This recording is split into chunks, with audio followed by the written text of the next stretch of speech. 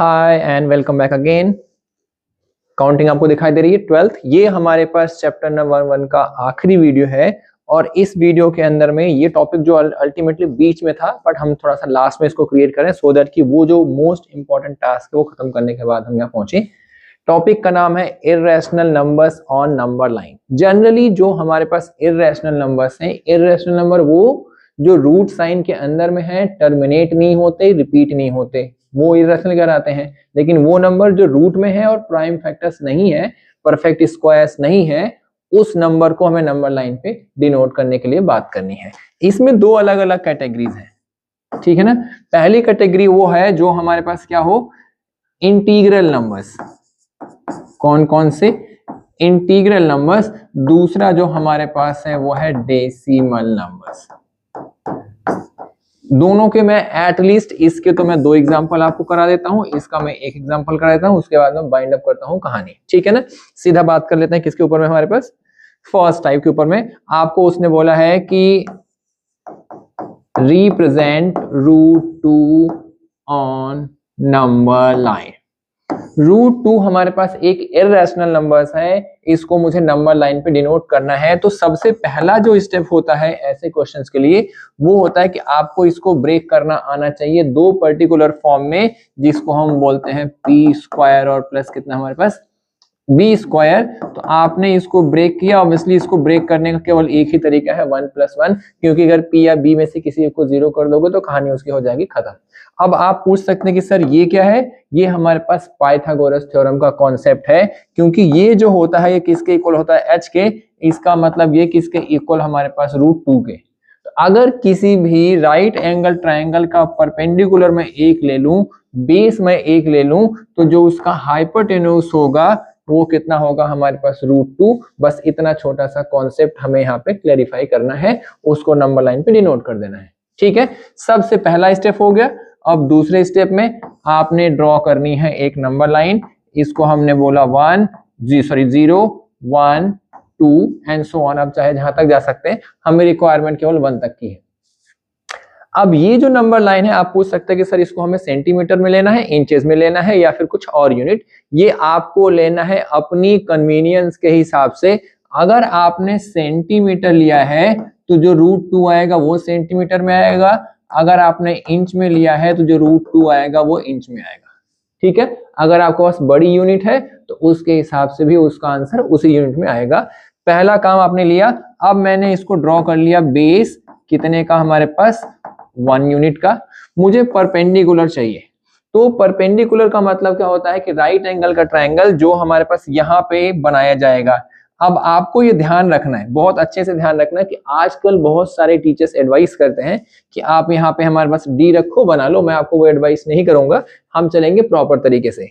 आपको इस particular point पे मैंने इसका नाम क्या दे दिया हमारे पास? ए पर्टिकुलर पॉइंट पे रखना है अपना कंपास और उस कंपास में लेना है एक कन्वीनियंट रेडियस। मान लो आपने यहाँ पे रखा और यहाँ तक कि आपने क्या ले लिया हमारे पास? Radius.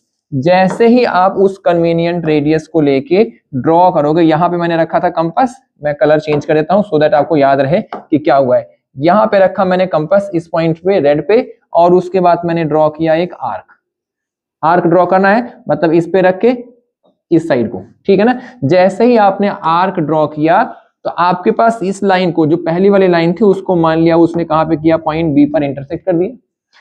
Arc same to same रखना है। अब आपको रखना है कंपास, वो कंपास का जो हमारे पास शार्प एंड है कहां पे रखना है?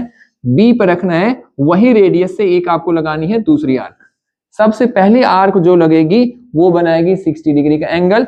अब आपको रखना है पॉइंट, मैंने फिर से चेंज कर दिया, अब मैंने कर दिया हमारे पास ये ग्रीन। अब आपको रखना है ग्रीन पे कंपास, रेडियस वही, तीसरी आर्क लगानी है। अब हमारे पास पहला वाला जो आया था 60 का आया था, फिर आएगा 120 का। मुझे ये दोनों नहीं चाहिए, फिर से मैंने कलर चेंज कर दिया, अब मैंने कर दिया इसको व्हाइट। अब एक आर्क को आपको लगाना है इस पॉइंट से और एक आर्क को लगाना है आपको यहां से। जहां पे दोनों कट करेंगे वो मान लिया पॉइंट कितना हो गया? P। ए से P को ज्वाइन करते हुए आप ऊपर बढ़ा दो, 1 मिनट। ए से P को ज्वाइन किया और ऊपर मैंने पॉइंट X तक एक्सटेंड कर दिया। ये हो गया हमारा परपेंडिकुलर। रिपीट कर देता हूं, O से A तक की एक लाइन सेगमेंट 1 यूनिट का, A पे आपने ड्रॉ किया परपेंडिकुलर 90 डिग्री का। इस पर जो आपने AX ड्रॉ किया है 90 डिग्री वाले में, इसमें से आपको परपेंडिकुलर निकालना है कितने का, 1 का। आप यहां पे रखो कंपास, ये जो मैंने एरो हेड ड्रॉ किया है, और उस कंपास को यहां तक खोलो, कितना, जितना 1 यूनिट है। अब कंपास को उठा के आप रखो इस पॉइंट पे, उसका भी कलर मैं चेंज कर देता हूं, ये लो मैंने ब्लू कर दिया।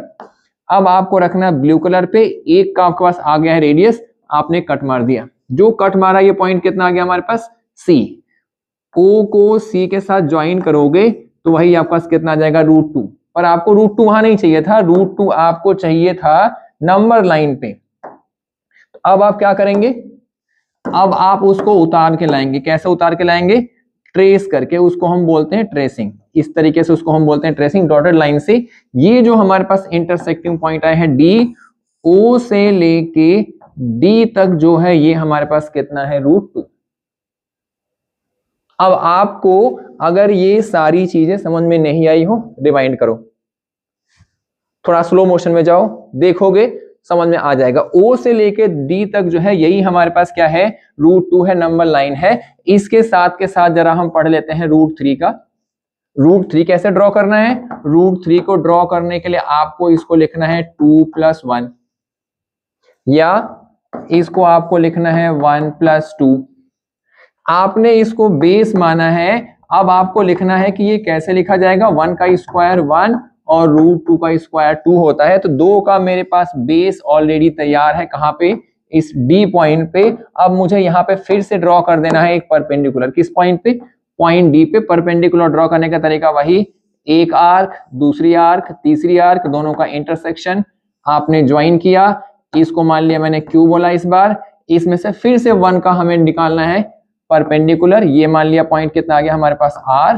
O को आपने ज्वाइन कर दिया R के साथ। अब जो मैं ट्रेस करके जा रहा हूं, ये देखो हमारे व्हाइट कलर से जो मैं ट्रेस करके नीचे ला रहा हूं, ये मान लिया पॉइंट कितना हो गया, E। जो हमारे पास O से लेके E तक की डिस्टेंस है, OE, ये हमारे पास कितनी है, √3। इसी तरीके से बाकियों को भी आप अलग अलग कॉन्टेक्स्ट के थ्रू अलग अलग परपेंडिकुलर बेस कंसीडर करके ड्रॉ कर सकते हैं।